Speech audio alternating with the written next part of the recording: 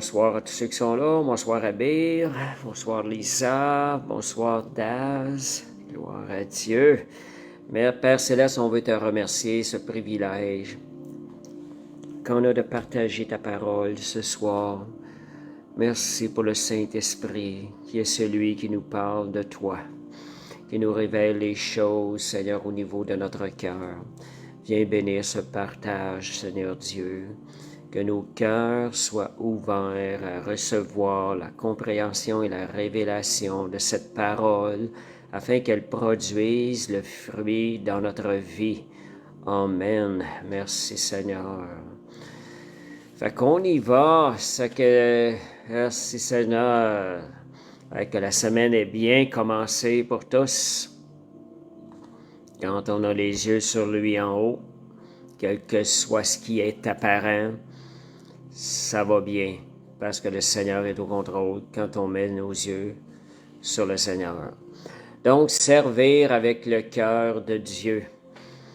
On parle, j'ai remarqué que dernièrement, moi Stéphanie aussi, on parle beaucoup de notre cœur. Donc, on veut purifier notre service, il faut aller plus loin.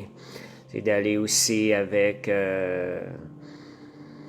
aller vraiment aussi sonder, aller plus loin. Jésus, dans la Nouvelle Alliance, nous enseigne comment aller au plus profond de notre cœur afin de lui donner un service qui est agréable. Donc, on va mettre en lumière des choses. En réalité, j'ai deux sujets. On va mettre en lumière la différence entre servir selon l'Ancienne Alliance et servir Dieu selon la Nouvelle Alliance. C'est différent quelque peu. Je dirais même c'est beaucoup différent.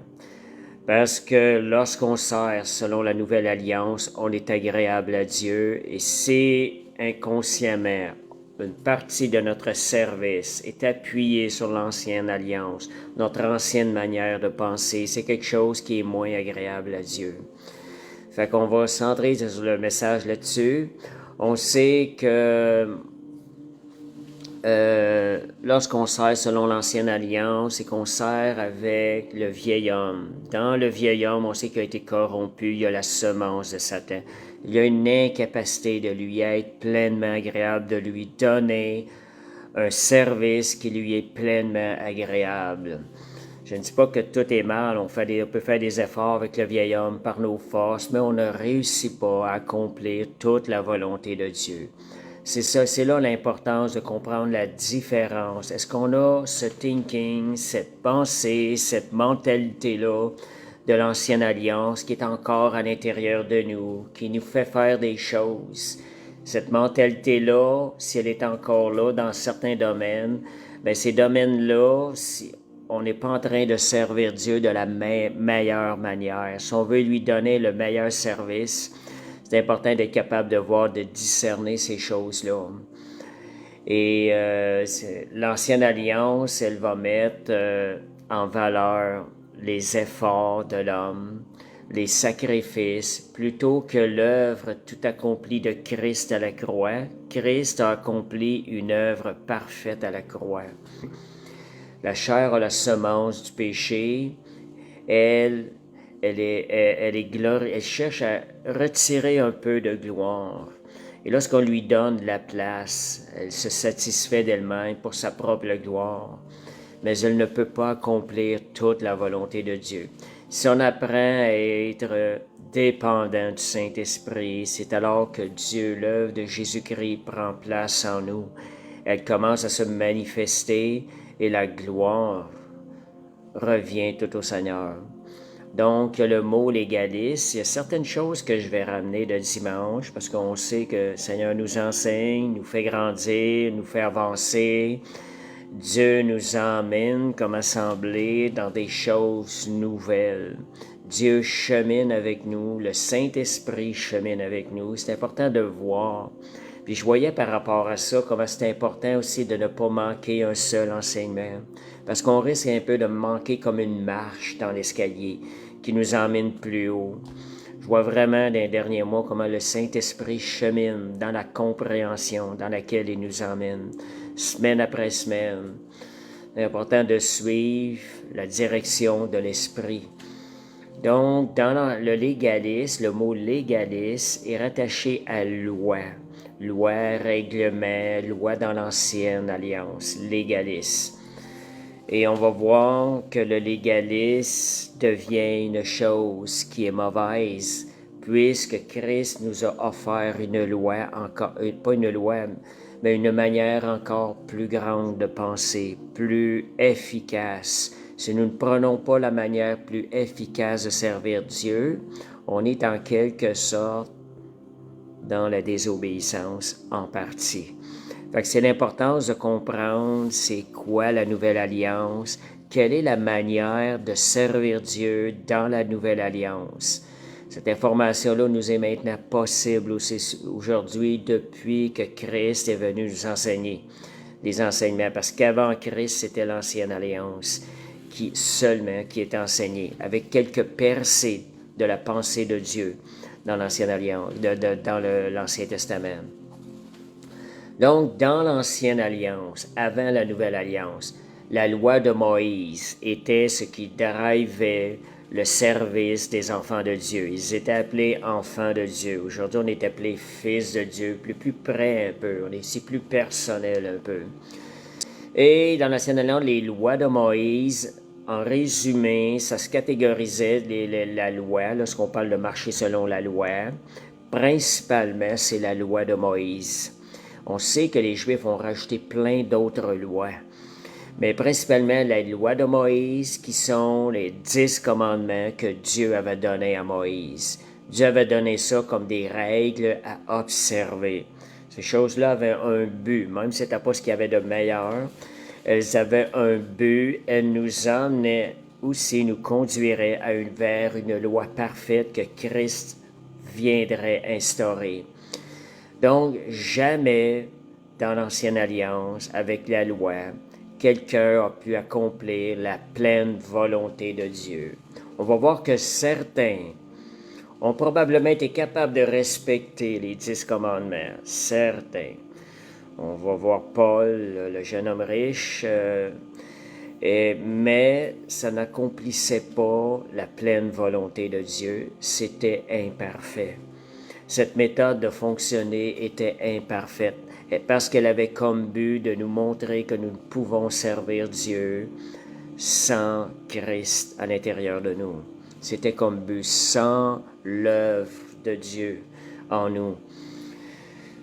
Donc, Matthieu 5, 17, ça dit « Ne croyez pas que je suis venu abolir la loi ou les prophètes. Je suis venu non pour abolir, mais pour l'accomplir. » Donc, on n'est pas en train de dire que la loi, les 10 commandements de Dieu n'étaient pas une bonne chose. Ce qu'on est en train de dire, c'est la manière d'accomplir le désir du cœur de Dieu, la volonté de Dieu, la manière qu'on retrouvait dans l'Ancien Testament, dans l'Ancienne Alliance, n'était pas la manière qui était agréable à Dieu. Christ est venu nous montrer une alliance meilleure, nous faire entrer dans une alliance meilleure, quelque chose qui va nous emmener à servir Dieu d'une façon qui lui est pleinement agréable. Donc, l'Ancienne Alliance n'a jamais accompli. Puis quand je parlais tantôt, juste pour dire la manière, quelle est la source qui était dans la manière, d'où ça partait la manière. Si on prend les 10 commandements, puis on regarde ça devant nous, on veut respecter les règles. Donc, quand on réussit à respecter les règles, on est comme un niveau de succès. Il y a un danger d'en retirer la gloire. Mais cela n'accomplit pas la volonté de Dieu.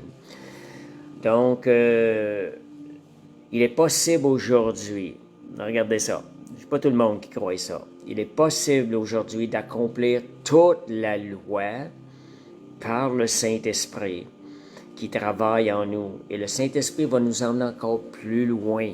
Il va nous faire sonder encore plus loin les motivations de nos actions. C'est ce qui va faire que nos actions vont être pures devant Dieu parce qu'on va aller plus loin que juste le règlement observé. Et le Saint-Esprit étant avec nous, il va mener sonder. Si on se tourne vers lui, si on lui demande, il va mener sonder le pourquoi.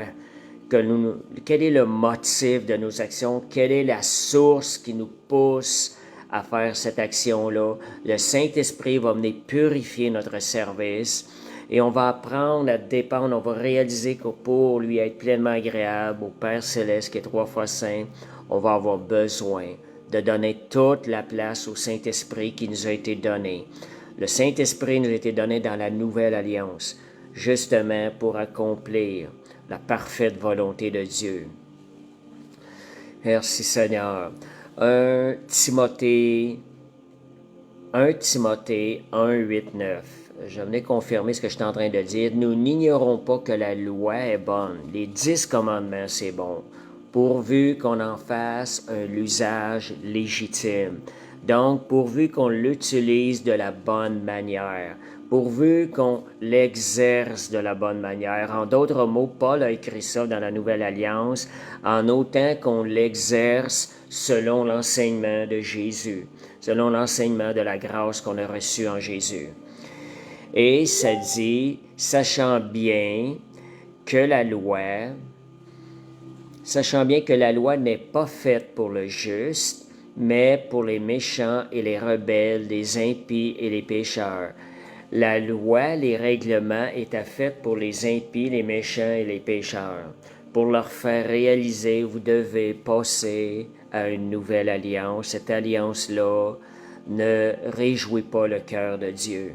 Vous avez besoin de recevoir quelque chose à la Nouvelle Alliance. Vous avez besoin de vous tourner vers le Seigneur et de recevoir ce cadeau gratuit de salut en Jésus-Christ pour vous faire accomplir la volonté de Dieu d'une manière qui réjouit le cœur de Dieu. Donc, aussi, on va passer des passages, je vais vous montrer la différence entre l'ancienne et la nouvelle alliance. L'ancienne alliance, on a la parole Logos qui est écrite. Dans la nouvelle alliance, on nous a dit que Jésus est venu nous amener des choses plus à profondeur. Nous avons maintenant accès à la parole Rhéma. La parole Rhéma, c'est une parole qui nous est révélée par le Saint-Esprit. Nous pouvons lire la parole Logos, nous allons comprendre des choses, mais lorsque le Saint-Esprit nous révèle une profondeur dans la parole, elle devient Rhéma et elle produit une transformation dans notre vie. Donc, le Saint-Esprit étant là maintenant nous emmène plus en profondeur, il va plus loin. La nouvelle alliance est plus profonde, elle va plus loin que l'ancienne, elle traite avec le cœur de l'homme. Pas seulement avec des règles extérieures où parfois le cœur n'est même pas invoqué pour obtenir faire telle œuvre, telle autre chose. Mais c'est la nouvelle alliance, elle traite avec le cœur de l'homme par une divine puissance qui est intérieure, le Saint-Esprit. Et ça, c'est merveilleux. Ça, c'est la grâce de Dieu, c'est le don de Dieu, c'est le don que Dieu nous a donné afin de le servir aujourd'hui, de le servir d'une manière qui est agréable à Dieu.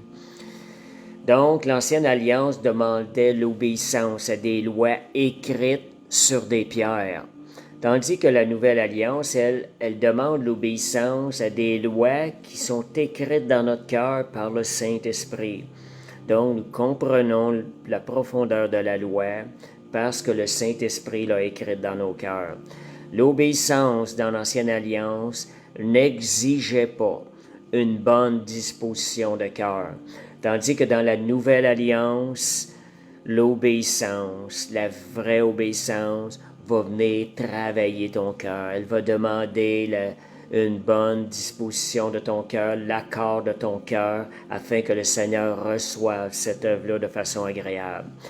Donc, en résumé, Jésus, lorsqu'il est venu, il a tout ramené les choses au niveau du cœur, sans annuler ce qui était mentionné anciennement, mais dans la manière de l'accomplir, on va l'accomplir avec notre cœur, avec joie, d'une façon qui est agréable à Dieu, avec amour pour notre Dieu.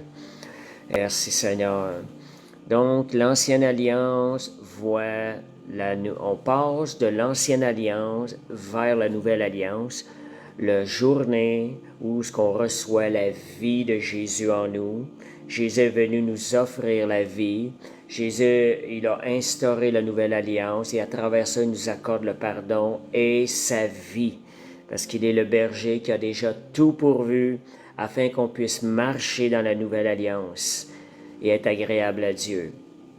Fait qu'Ézéchiel 36, versets 26 à 27, donc le passage de l'ancienne alliance annonçant une nouvelle alliance était déjà annoncé dans l'Ancien Testament.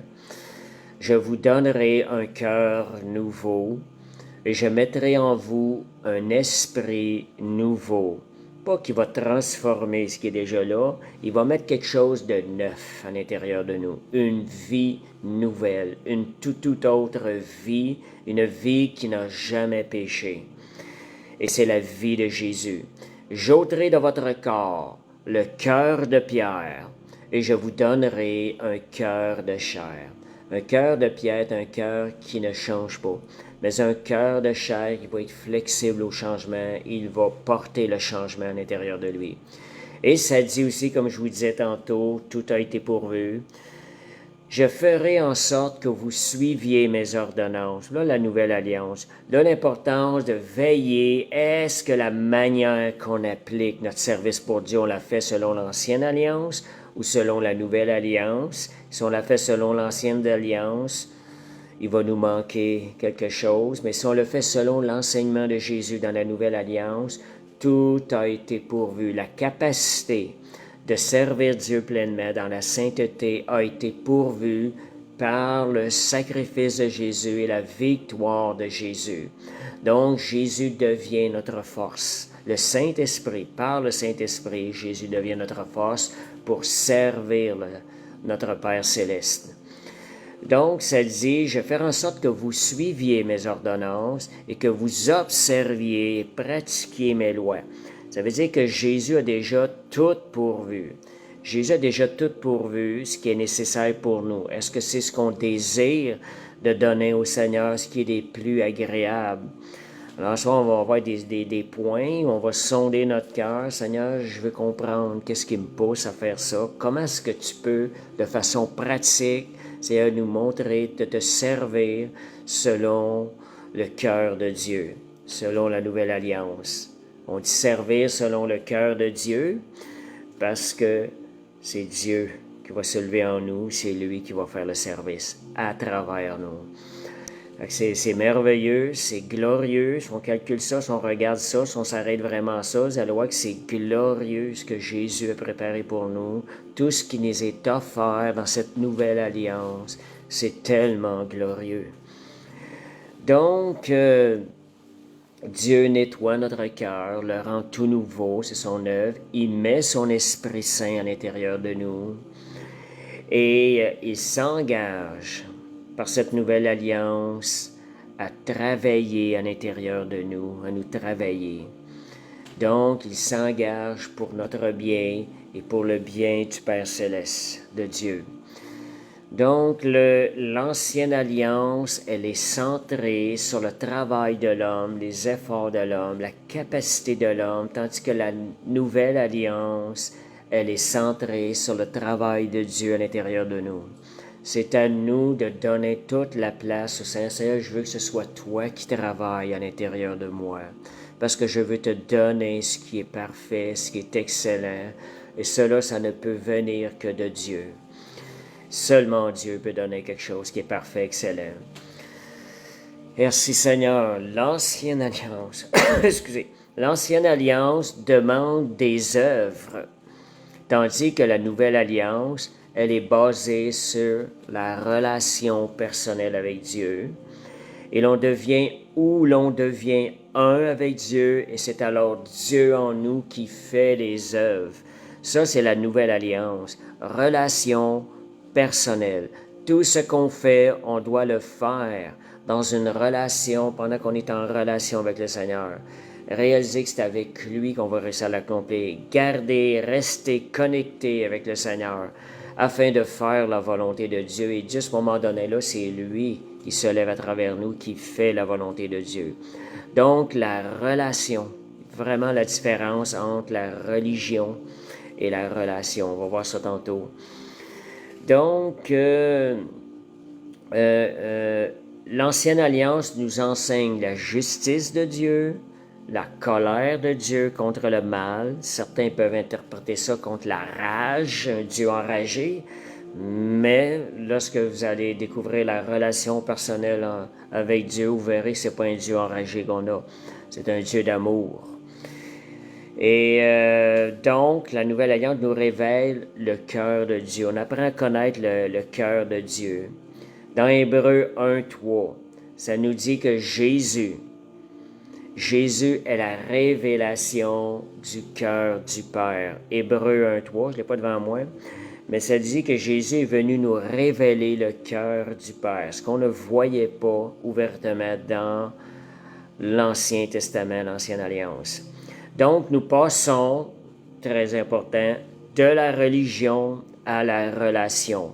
Religion, doctrine, œuvre à accomplir, œuvre extérieure, n'impliquant pas nécessairement le cœur, mais relation, on n'a pas le choix. Le cœur doit être impliqué dans une relation lorsque nous fonctionnons. La religion, la justification, elle est centrée sur l'homme, sur les efforts de la chair, sur les bonnes œuvres. L'homme va se sentir justifié lorsqu'il va faire des bonnes œuvres. Donc, c'est centré sur les efforts. Il va être porté à prendre de la gloire pour lui, puis peut-être même qu'il y a de l'orgueil qui risque de monter en lui, puis ça va l'éloigner de Dieu. Ça, c'est l'œuvre de la religion. La relation, la justification, elle est centrée sur Dieu, sur l'œuvre tout accomplie de Christ à la croix. Donc, on devrait tout le temps se référer, Jésus, tu l'as accompli à la croix, et dépendre de Jésus constamment. C'est lui qui est notre justice, il est devenu notre justice. Tout ce qui n'est bas, tout ce qui n'est pas basé sur la relation avec Dieu nous retourne sous la loi, sous l'Ancien Testament. Regardez ce que vos actions, regardez ce que vous faites, surtout les motivations, pourquoi vous le faites. Et est-ce que c'est basé sur votre relation avec le Seigneur? Donc, je vous donne aussi certaines différences aussi encore. La prière. Des fois j'entends, je vois des manières de prier. On n'est pas parfait dans la prière, mais Dieu regarde au cœur. Mais parfois, les paroles dévoilent quelque chose. Quand j'entends des paroles que les gens supplient le Seigneur, ils le supplient de façon pour essayer de changer le cœur de Dieu. Un peu comme si notre cœur est plus tendre que le cœur de Dieu. Parfois, j'entends des prières qui ressemblent à cela. Faut faire attention. Non, le Seigneur, son cœur, il est parfait. Il n'y a pas plus amour que Dieu le Père que dans son cœur. On n'a pas supplié de manière avec l'intention d'attendrir le cœur de Dieu. Vous savez, la religion, quand on parle, pourquoi des gens se tournent vers Marie dans la religion, dans certaines religions? Pourquoi les gens se tournent vers elle? La pensée, c'est une femme, elle a un cœur plus tendre que Dieu le Père. Pensez-y réellement, là, c'est incroyable. Marie, elle est née dans une nature pécheresse, comme avec tout homme qui est né sur cette terre. Seul Jésus a été l'exception, parce que Jésus fonctionnait avec le cœur du Père. Jésus avait été né par le Saint-Esprit, engendré par le Saint-Esprit. Donc, il n'avait pas hérité du péché originel d'Adam. Donc, si on y va avec la prière, la manière de prier, ça se développe parce que naturellement, on n'a pas été élevé comme ça. La manière de prier, c'est on prend possession de ce qui nous a déjà été acquis. On n'est pas en train d'essayer d'acquérir, de gagner quelque chose. On prend possession d'une victoire déjà gagnée d'avance pour Christ. Et nous, cette victoire-là, nous la faisons descendre, manifester ici-bas sur terre. C'est la manière de prier. Et lorsqu'on prie comme si les choses avaient été accomplies par Christ, nous pouvons combattre d'une manière beaucoup plus efficace. Seigneur, je le réclame, cette victoire. Je veux la voir manifester dans cette situation parce que tu l'as gagnée il y a 2000 ans, la croix du Calvaire. Les résultats de vos prières vont être grandement différents si on apprend à combattre comme étant déjà accompli, déjà acquis par la victoire de Jésus à la croix. Et le Seigneur, c'est plutôt lui qu'en arrière qui est en train de nous supplier, prends possession de ce que je t'ai déjà acquis. C'est Dieu qui supplie, non pas nous qui supplions pour avoir des choses.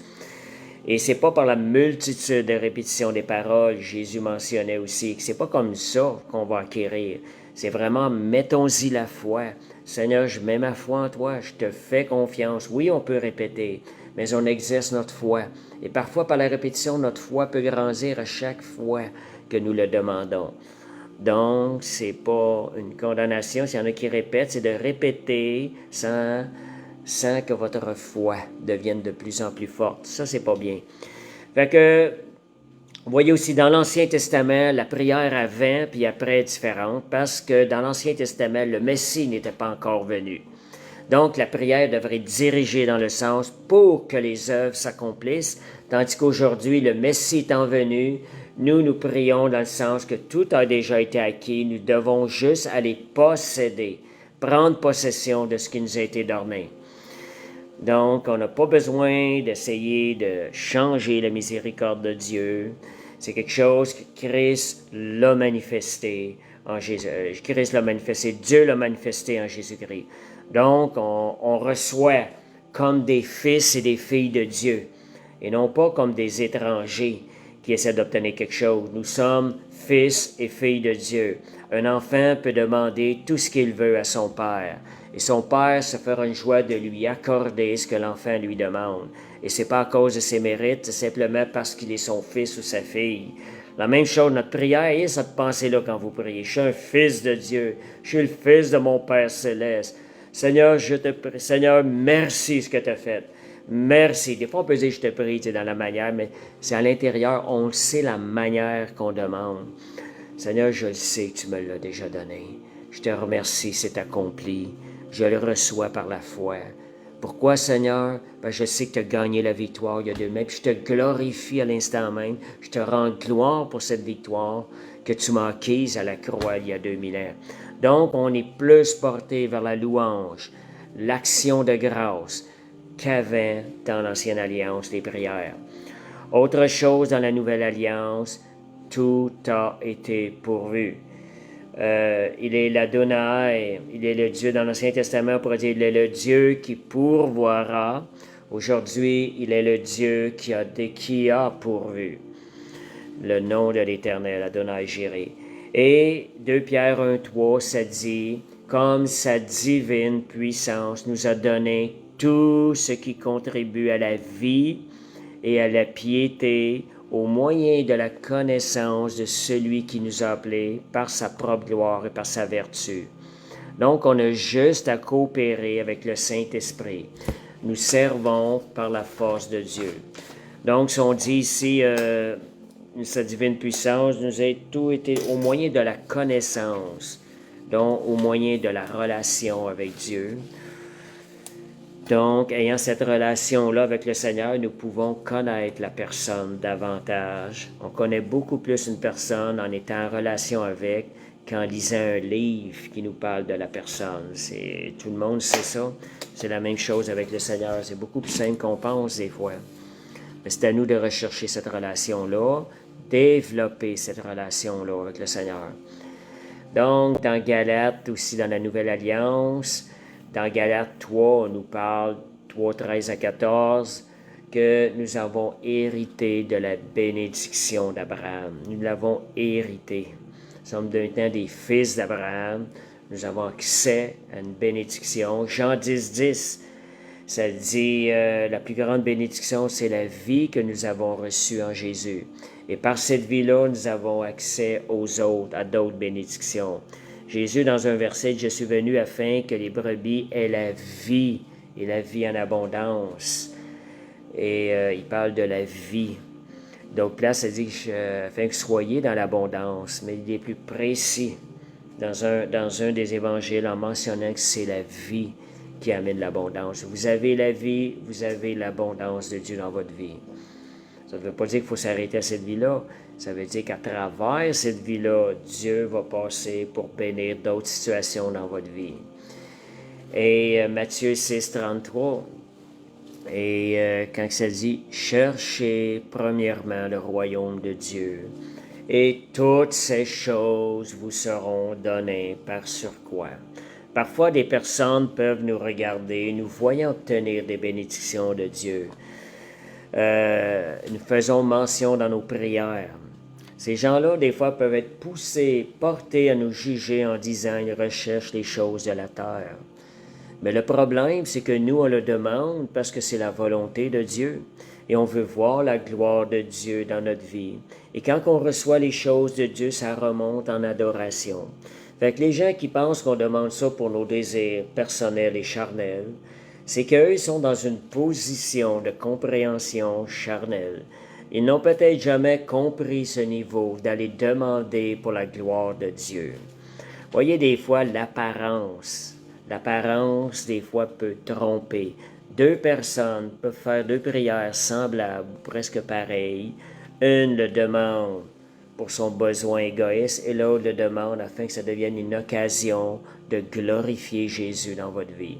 Quand on parle du cœur aujourd'hui, c'est ça, c'est de nous ramener tout le temps le pourquoi. Pourquoi je fais cette prière-là? Est-ce pour la gloire de Dieu? Et oui, le Seigneur va nous bénir. À travers des bénédictions, Dieu est glorifié. Donc, la nouvelle alliance, elle va mettre en lumière comment servir avec notre cœur de Dieu. On en arrive avec le titre, servir avec le cœur de Dieu. La nouvelle alliance, elle va mettre en lumière beaucoup de choses au niveau du cœur parce que le Saint-Esprit dans la nouvelle alliance nous a été donné. Et le Saint-Esprit sonde même, pas juste nos profondeurs, mais les profondeurs de Dieu. Fait que le Saint-Esprit va nous amener à servir. Les enseignements de Jésus sont plus profonds que la loi. Et le Saint-Esprit nous a été donné pour servir plus profondément le Dieu d'une manière qui est agréable. Vous savez, Jésus, quand je dis qu'il a mis des choses en lumière, il y a des endroits, je vais vous donner des versets. « Ce peuple m'honore des lèvres, mais leur cœur est éloigné de moi. » Selon la loi, si tu honorais Dieu extérieurement, tu es en train d'accomplir une partie de la loi. Mais Dieu regarde au cœur, le cœur de Dieu. Donc Jésus vient mettre en lumière, vous devez aller plus loin que la loi de l'Ancien Testament. Sinon, vous risquez de périr dans la géhenne. Même un endroit, il dit, si votre service ne dépasse pas celui des pharisiens, vous risquez de brûler dans la géhenne. Et quand on parle des pharisiens, ils appliquaient la loi. Ils étaient basés sur les 10 commandements et des lois d'hommes en plus. Donc, autre point où nous mentionnons comment est-ce qu'aux yeux de Jésus, qui nous a amenés dans la Nouvelle Alliance, de faire les choses au niveau de notre cœur, de veiller sur notre cœur est important. Luc 6, 45, ça dit « L'homme bon tire des bonnes choses du bon trésor de son cœur. » Vous voulez faire quelque chose, sondez votre cœur pour le Seigneur. Seigneur, est-ce que c'est peu mon service pour toi? Pourquoi que j'aimerais faire ça, Seigneur? C'est-tu moi parce que je veux une position ou c'est parce que je veux te donner la gloire, Seigneur? Puis je veux pas non plus être un obstacle, Seigneur, à ton œuvre ici-bas sur terre autour de moi. Donc, ça dit le méchant tire de mauvaises choses de son mauvais trésor, car c'est de l'abondance du cœur que la bouche parle. Parfois, assez souvent, la bouche va témoigner de ce qui est à l'intérieur du cœur. Il va y avoir des échappatoires où on va voir la racine de cette action-là. Quelqu'un qui ne sert pas Dieu avec une bonne disposition de cœur, tôt ou tard, on va voir les dents qui vont sortir pour mordre autour des dents de loup qui vont sortir. On va le voir tôt ou tard, puis assez rapidement, je dirais des fois, si le service n'est pas fait selon le cœur de Dieu. Si le service n'est pas fait dans la dépendance du Saint-Esprit qui fait le travail de Dieu à l'intérieur de nous. On va y aller aussi avec le jeune homme riche. Le jeune homme riche, en Matthieu 19, 16 à 22, je vais extraire certains versets. Ça m'a toujours frappé. Je vois tellement, je trouve que c'est une base pour nous montrer la différence entre l'ancienne et la nouvelle alliance. Jésus nous met la lumière là-dedans. Cet événement-là met beaucoup de choses en lumière. Et ça dit, Maître, que dois-je faire de bon pour avoir la vie éternelle? Donc, il mentionne déjà bon. Qu'est-ce qu'il doit faire de bon? Jésus, il n'y a de bon que Dieu seul. Donc, il est en train de dire de base, l'être humain par lui-même, parce que la nouvelle alliance n'est pas en place, l'être humain par lui-même n'a pas réellement de vraie bonté à l'intérieur de lui. Il doit aller chercher ça ailleurs. Donc, il lui dit, le jeune homme lui dit, j'ai observé toutes ces choses en parlant des 10 commandements que Jésus a mentionnés juste avant ça. Il dit, que me manque-t-il encore? Donc l'homme avait une certaine fierté. Il voulait faire la volonté de Dieu. Que me manque-t-il encore? Jésus voyait où ce que son cœur voulait emmener son cœur à la perfection. Jésus, voulant son bien, lui dit, si tu veux être parfait, parce que Jésus trouvait ça bon déjà. Déjà, l'idée, l'intention d'être agréable à Dieu en suivant les 10 commandements, c'est quand même une bonne intention. Mais il y avait quelque chose d'autre. Jésus va mettre une lumière pour l'emmener plus loin, plus près du Seigneur. Il va lui dire, vends tout ce que tu possèdes si tu veux être parfait. Donne-le aux pauvres et tu auras un trésor dans le ciel. Puis viens et suis-moi. Après avoir entendu ces paroles, le jeune homme s'en alla tout triste, car il avait de grands biens. Vous voyez, il y avait encore une partie qui lui manquait pour être pleinement agréable aux yeux de Dieu dans son service. Jésus est venu mettre la lumière par des actions. Et il semblerait que ce jeune homme-là, c'était Marc, de l'évangile de Marc, qui se serait repenti pour suivre Jésus. Fait que fort probable, parce que quand Jésus donne une parole, il y a des choses qui arrivent. Jésus connaissait la profondeur. Fait qu'il est fort probable qu'à suite à la parole de Jésus, le cœur a été touché et s'est décidé de suivre Jésus. Matthieu 5, 21 à 48, on va voir plusieurs choses qui viennent sonder. Est-ce que notre cœur, notre manière de servir Dieu avec le cœur de Dieu, est-ce qu'on est conforme à ça ou est-ce qu'on est encore dans l'ancienne manière de servir Dieu? Matthieu 5, 21 à 48, on commence. Vous avez entendu qu'il a été dit aux anciens, tu ne tueras point. Et que celui qui tuera mérite d'être puni par les juges. Donc, tu ne tueras point. C'est quelque chose que tant et aussi longtemps, selon l'ancienne alliance, que tu n'as pas pris quelqu'un, tu n'as pas enlevé la vie, tu es correct, selon l'ancienne alliance, apparemment. Mais Jésus amène une profondeur plus grande. C'est, je vous dis que quiconque se met en colère contre son frère mérite aussi d'être puni par les juges. Juste le fait de se mettre en colère. Ça veut dire que c'est ça qu'il faut veiller sur notre cœur et sortir ça de notre vie. Seigneur, je veux un sacrifice, je veux un service qui t'est agréable. OK, ça vient sonder, OK, il y a quelque chose, il y a un bobo que je ne pouvais pas voir avec les 10 commandements, avec la loi. Seigneur, je veux ton Saint-Esprit. Mets la lumière, on fait attention. Seigneur, j'en veux plus de ça dans notre vie. Et autre point, il se dit aussi que celui qui dira à son frère « Raka » mérite d'être puni par le Sanhédrin. Donc, Raka, c'est de traiter son frère de négatif. Et ça dit un peu plus loin que celui qui les dira insensé. Regardez la Nouvelle Alliance. Comment est-ce que c'est beaucoup plus intense dans la Nouvelle Alliance qui est demandé par Dieu. Mais Dieu a pourvu en Jésus-Christ. Que celui qui lui dira insensé, on parle toujours entre frères et sœurs. On dira aujourd'hui, on peut appliquer ça dans l'Assemblée. Dans l'Assemblée, dans l'Église de Christ. Pas juste notre Assemblée, mais dans l'Église de Christ. Où il y a des nouveaux sauvés, où les gens ont été touchés, une vie transformée. Que celui qui lui dira insensé mérite d'être puni par le feu de la géhenne. Quelqu'un ose se lever contre quelqu'un, il le traite d'insensé ou de quelque chose de semblable, un frère en Christ, mais voyez, selon Jésus, il mérite d'être puni par le feu de la géhenne. C'est grave. Fait que Jésus met beaucoup de lumière pour nous emmener, regarde, va plus loin avec moi. Mais j'ai pourvu par le Saint-Esprit pour t'aider. Si donc tu présentes, c'est pour ça que dans notre assemblée, on parle beaucoup de fermer la porte à toute calomnie dans le peuple de Dieu.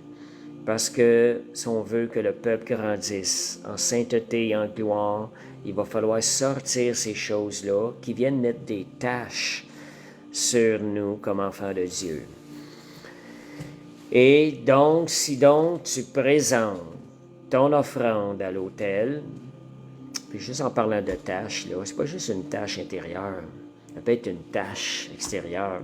Je disais, des fois, si quelqu'un prend un tas de marde, puis tu le pitch sur toi, puis tu as une belle robe blanche ou une chemise blanche, tu vas être taché, tu n'as rien fait de mal pourtant. Mais il faut se protéger de ça pour demeurer sans tache, pur. Donc, c'est le Seigneur qui nous prépare à cela. Voilà un autre point. Si donc tu présentes ton offrande à l'autel, on parlait servir avec le cœur de Dieu, fait que c'est des choses qu'on vient mettre en lumière, puis la parole de Dieu, les paroles, l'enseignement de Jésus met beaucoup de lumière sur ces choses-là. Et que là, tu te souviennes que ton frère a quelque chose contre toi. Ça ne dit pas que toi contre ton frère, mais tu sens que ton frère a quelque chose contre toi. Il faut que tu travailles à réconcilier. Et ça dit, laisse là ton offrande. Par amour pour ton frère, va te réconcilier avec ton frère, puis viens présenter ton offrande. Ouvre la porte à ce que ton frère, lui aussi, puisse demander pardon à Dieu et changer son attitude. Donc, c'est par amour, on va démontrer au frère, regarde, cela m'a blessé intérieurement. Tu vois, en d'autres mots, sans qu'on le dise ouvertement, tu as péché contre moi en me blessant. Peut-être involontairement ou volontairement, mais pour lui, en allant lui parler, lui mentionner comment j'ai été blessé, on lui ouvre la porte afin qu'il puisse être pardonné par le Seigneur. Donc, on est en train de lui ouvrir la porte pour bénir sa vie. Et c'est pour ça que cette parole-là a été écrite. Les gens ne font pas la différence des fois entre demander pardon et pardon. C'est pas la même chose. Il faut s'arrêter là-dessus. Que merci Seigneur. Vous n'avez autre point. Vous avez appris qu'il a été dit, tu ne commettras point d'adultère. Donc, selon la loi, si l'action n'a pas été posée, tu es pur, tu es correct, tu es sans péché. Mais selon le cœur de Dieu, ça dit, si quiconque regarde une femme pour la convoiter, il a déjà commis l'adultère dans son cœur. C'est pas le même niveau qu'extérieur, mais il a quand même commis l'adultère dans son cœur. Je suis pas en train de dire ça pour dire que ce qu'il est en voulant dire, si tu le fais dans ton cœur, ben, si tu le fais extérieur, c'est égal, c'est la même chose, c'est pas ça. Mais je veux dire, ça commence là. Déjà, le péché d'adultère a pris place en commençant dans notre cœur. Si on a commencé à convoiter une femme dans notre cœur. Et ça dit même, regardez comment ça va loin, comment c'est important. Arrache ton œil afin que ton corps tout entier n'aille pas dans la géhenne. On parle de ça, là. On parle de géhenne, punition dans la géhenne, le feu de l'enfer. Fait que voyez comment on doit, mais c'est le Saint-Esprit qui va mettre les convictions en nous. Puis quand il met les convictions en nous, il nous donne aussi la force de respecter ça, ces choses-là. On disait, on parle de l'œil, le deuxième regard est péché.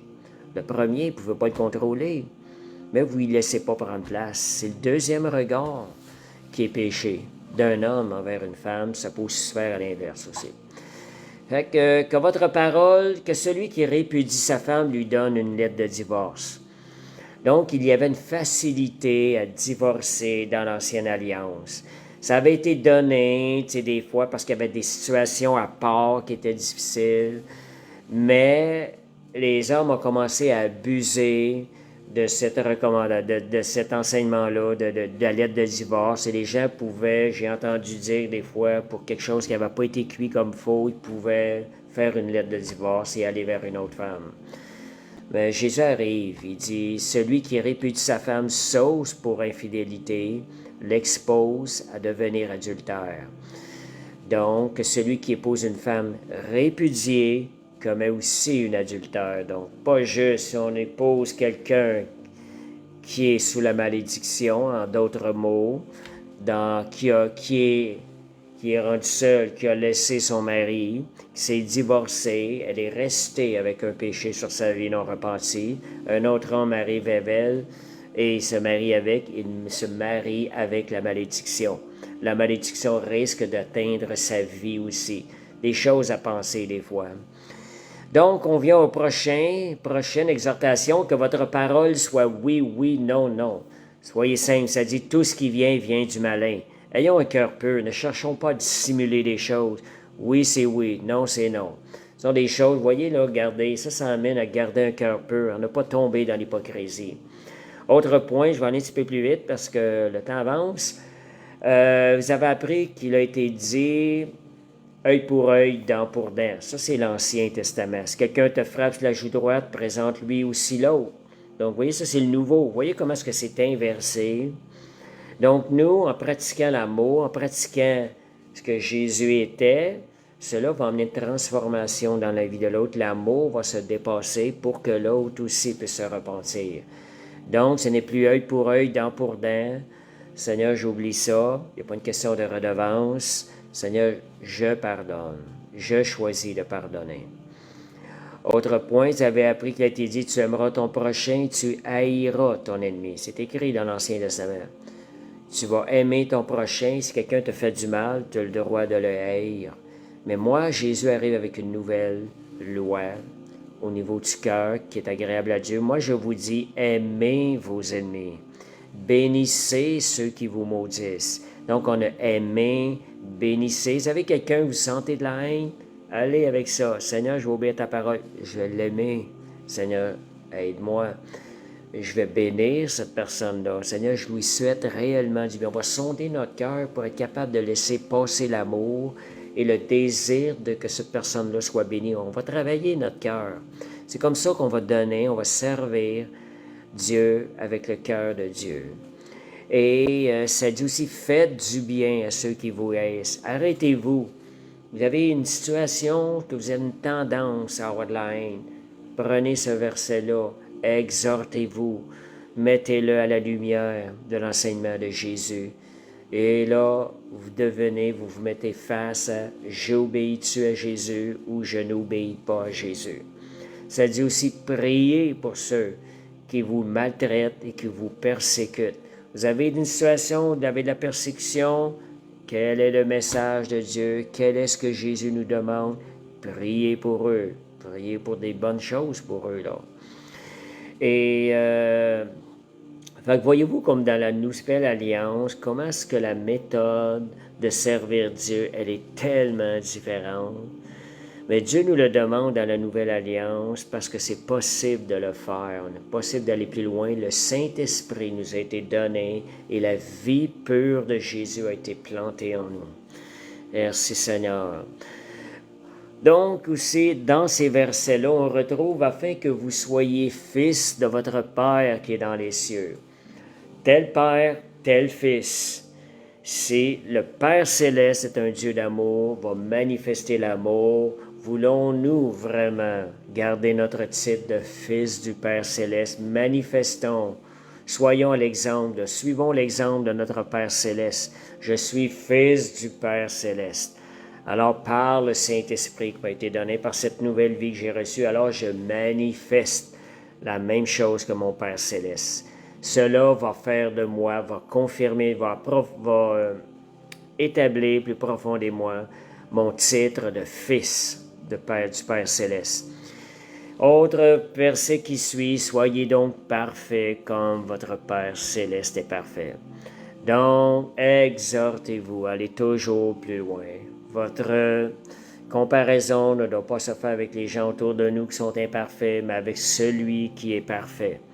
Ayons comme but à atteindre celui qui est parfait. Donc, Seigneur, Matthieu 23, 38, une des choses Une des plus grandes choses que la nouvelle alliance met en lumière, étant donné qu'on parle de sonder notre cœur, c'est l'hypocrisie. Malheur à vous, scribes et pharisiens, hypocrites, parce que vous payez. Donc, ça le dit, on le voit souvent, l'hypocrisie, dans Matthieu 23. Parce que vous payez la dîme de l'amende, vous payez votre dîme, vous donnez quelque chose, et vous laissez ce qui est plus important dans la loi. Le cœur va faire ressortir la racine. Si tu donnes et ton cœur n'est pas là, ben c'est pas agréable à Dieu. Mais quand tu donnes, tu es allé disposer ton cœur à donner, cette offrande devient agréable. Et ça dit ici le plus important dans la loi, qui est la justice, qui est la miséricorde, qui est la fidélité. C'est ce qu'il fallait pratiquer sans négliger les autres choses.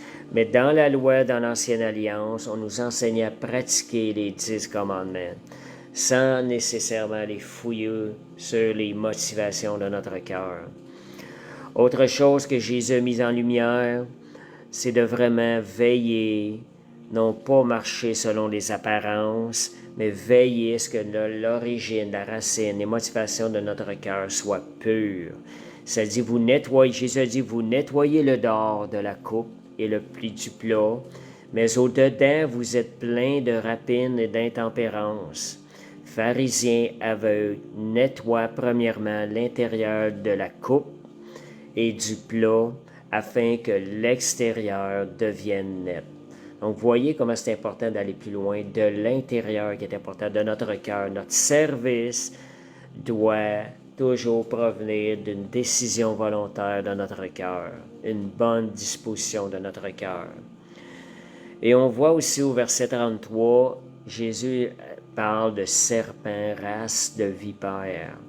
Comment échapperez-vous au châtiment de la géhenne? Et on parle ici de race de vipères. Est-ce que notre service, race égale racine? Est-ce que notre service qu'on est en train de faire trouve une racine d'une vipère ou elle trouve une racine d'un cœur pur? Donc, veillons, sondons les racines de nos motivations, la racine. Luc 6,36, soyez donc miséricordieux comme votre Père est miséricordieux. Pratiquez la miséricorde. Seigneur, je m'arrête. Seigneur, je vais avoir compassion de cette personne-là. Je vais essayer de la comprendre. Donne-moi d'agir avec miséricorde. Luc 6,37, ne jugez point, vous ne serez point jugés. Ne condamnez point, vous ne serez point condamnés. Absolvez, vous serez absolus. Voyez la question du jugement. On est tous coupables, premièrement, devant Dieu par nos péchés.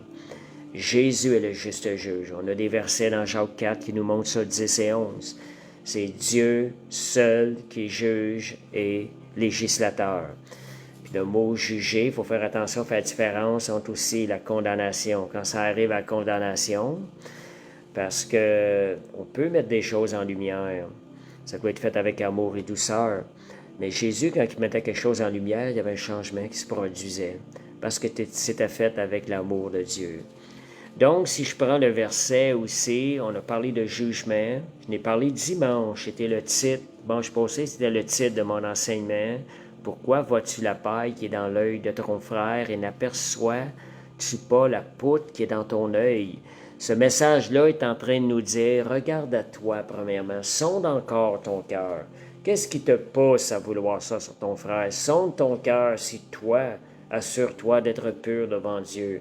Parce que Dieu veut une relation directe avec lui. Chacun de nous, aujourd'hui, dans la Nouvelle Alliance, c'est direct, une relation directe. Nous, si on veut que quelque chose change dans la vie du frère, on a plutôt à aller dans la prière, prier, puis laisser le Saint-Esprit faire le travail à l'intérieur du frère. Le travail va être efficace. Et le Seigneur entend ce genre de prière. Donc, ça dit, comment peux-tu dire à ton frère, laisse-moi ôter la paille dans ton œil, toi qui ne vois pas le poutre qui est dans le tien. Hypocrite, ôte premièrement la paille de ton œil, alors tu verras comment ôter la paille qui est dans l'œil de ton frère. Donc, on est en train de rechercher la poutre ou la paille. Et si une personne est en train de chercher la paille, c'est qu'elle a automatiquement une poutre devant elle. Donc, c'est la poutre en premier. Jean 8, 4 à 11, ils disent au maître, « Maître, cette femme a été surprise. Verset clé pour terminer, vous montrer la grande différence, la miséricorde de Dieu, la grâce de Dieu, puis combien qu'on a médité. Regardez là, cet exemple-là, on doit méditer là-dessus, comment appliquer ça dans notre vie, comment nous, on doit agir. Ce que Jésus a fait a porté un changement. Jean 8, versets 4 à 11, il dit à Jésus, Maître, cette femme a été surprise en flagrant délit d'adultère, flagrant délit de péché. Nous, on peut faire face à des situations de même aujourd'hui avec des frères et des sœurs. Moïse dans la loi, voyez l'Ancienne Alliance, il nous a dit ordonner de lapider de telle femme. Toi donc, que dis-tu? L'Ancienne Alliance n'accomplissait pas la justice de Dieu. Toi donc, que dis-tu? Jésus s'étant baissé, écrivait avec le doigt sur la terre. Alors ils ont continué à l'interroger. Alors Jésus a répondu que celui de vous qui est sans péché jette la première pierre contre elle. Ça, à chaque fois qu'il y a une tendance à vouloir juger quelqu'un, condamner quelqu'un, voyez Jésus qui est en train de vous poser la question. Que celui qui est de vous, qui est sans péché, jette la première pierre contre elle. Et voyez-vous parmi la foule, allez-vous oser prendre une pierre et jeter la première pierre? Puis voyez Jésus comment est-ce qu'il ramène toutes les choses au cœur, je dirais même à la conscience.